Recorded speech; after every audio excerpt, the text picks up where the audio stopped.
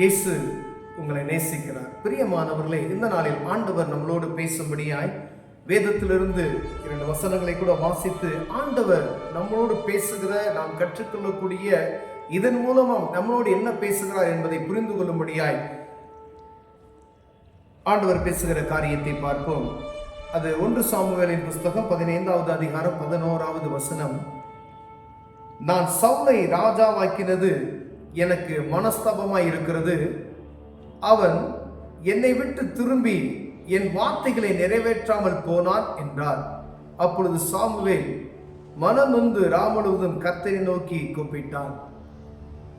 பிரியமானவர்களே, ஆண்டவரே ஒரு மனிதனை செலக்ட் பண்ணி அந்த இஸ்ரவேல் தேசத்துக்கு முதல் ராஜாவாக ஏற்படுத்துகிறதை நாம் பார்க்கப்படுகிறது. பிரியமானவர்களே, ஆனால் அந்த மனிதனை ஆண்டவர், இவனை நான் ராஜாவாக்கினது எனக்கு மனஸ்தாபமாய் இருக்கிறது என்று சொல்லி ஆண்டவர் வருத்தப்படுகிறதையும் பார்க்கிறேன். என்னை விட்டு திரும்பி என் வார்த்தைகளை நிறைவேற்றாமல் போனான் என்றார். ஆண்டவர் விரும்புகிற ஒரு காரியத்தை இதில் நாம் தெளிவாய் நாம் தெரிந்து கொள்ளப்படுகிறது. ஆண்டவர் சொல்லிய காரியத்துக்கு நாம் கீழ்ப்படியாமல் போனோமானால் ஆண்டவர் அதில் விருப்பப்படவில்லை. அவருடைய காரியத்தை பாருங்க, எங்கு நீங்க வசனங்களை நம்ம வாசித்து வரும் பொழுது, அவருடைய சத்தத்துக்கு செவி கொடுக்காவிட்டால், அவருடைய வார்த்தைக்கு கீழ்ப்படியாமல் போனால், இப்படி அநேக காரியங்களை, என்னுடைய வார்த்தைக்கு நீ கீழ்ப்படி, இல்லைன்னா நான் சங்கரித்து விடுவேன். இப்படி பழைய ஏற்பாட்டின் காலத்தில் நம்ம வாசித்து வருகிறோம். இங்கு சவுலை ஆண்டவர் நியமிக்கிறார். ஆனா அவனை நியமித்ததற்கு மனஸ்தாபப்படுகிறேன் என்று சொல்கிறார்.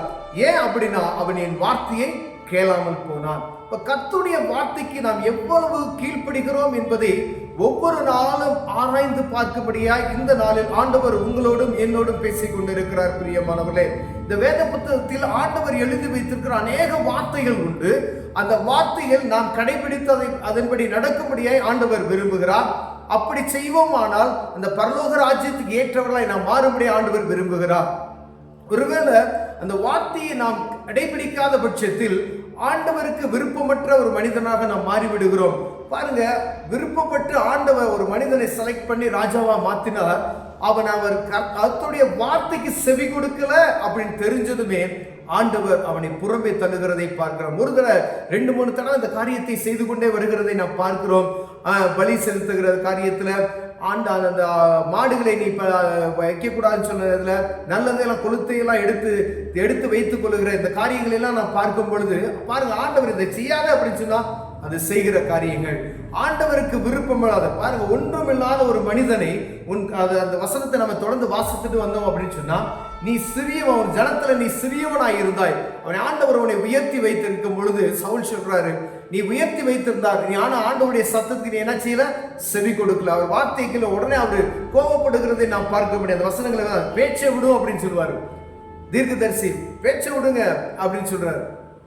அப்படி கோபப்படுகிற ஒரு காரியத்தை நாம் பார்க்க முடியுது.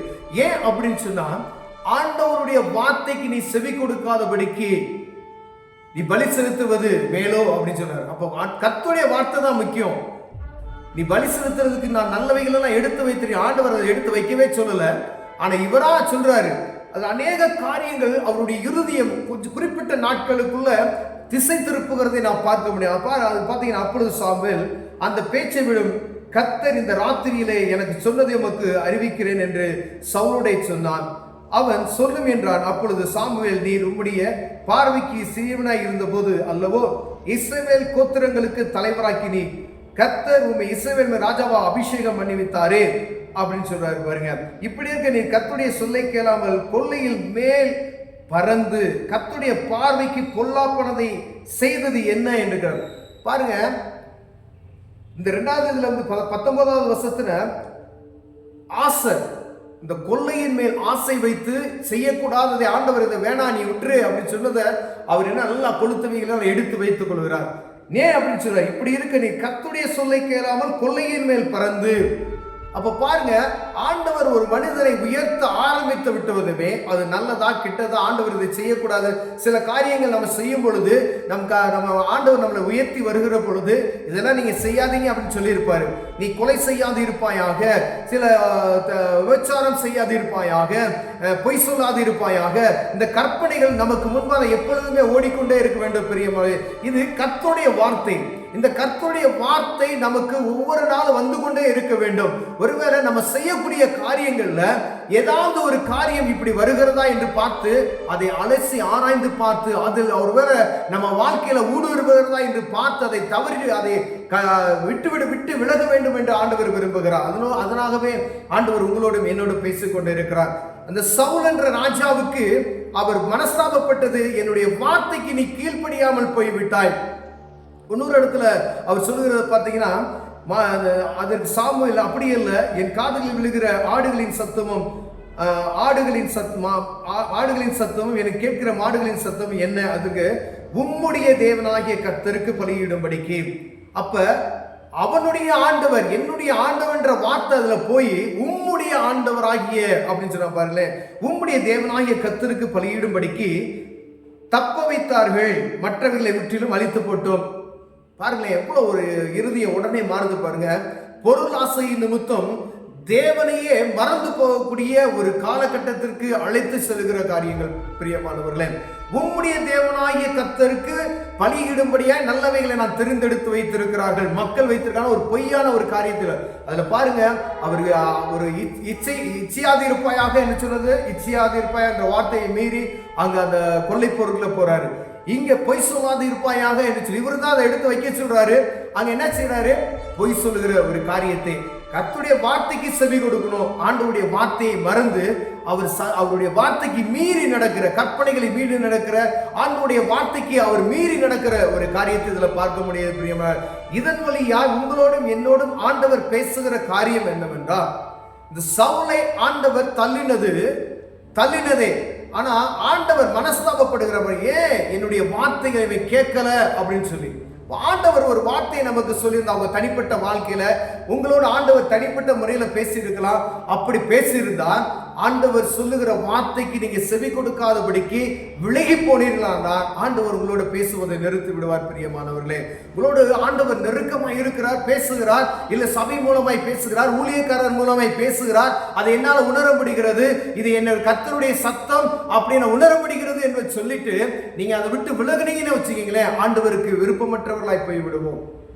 பிரியமான உதாரணத்துக்கு நான் ஒரு ரட்சிக்கப்பட்ட ஆரம்பத்து நாட்கள்ல பாத்தீங்கன்னா ஒரு மதுபானத்துக்கு அடிமைப்பட்டிருந்தேன். அதுல இருந்து ரொம்ப வெளியே வருவதற்கு யோசித்துக் கொண்டே இருந்தேன். அந்த மாதிரி சூழ்நிலையில் ஆண்டவர் என்னோட நேரடியாக பேசி ஊழியக்காரங்க மூலமா நான் உன்னை வெட்கப்படுத்தி விடுவேன் சொன்னார். எனக்கு அந்த காரியம் புரியாமலே இருந்துச்சு. நான் ஒரு 25 வருஷத்துக்கு முன்பதாக சொல்லுகிறேன், அது புரியல. ஆனா இந்த ஆண்டவர் வெட்கப்படுத்த தெரியும், எனக்கு கூட தான் பேசுறேன். என்னையாவது ஒரு நாள் எங்கேயாவது போகும்போது ஒரு தவறை பண்ணிடும் அப்படின்னு சொல்லி அந்த மாதிரி ஒரு இருதயத்துக்குள்ள இருக்கும். ஆனா ஆண்டவர் என்னோடு பேசுகிறார் என்பதை நான் நல்லா தெரியும் எனக்கு.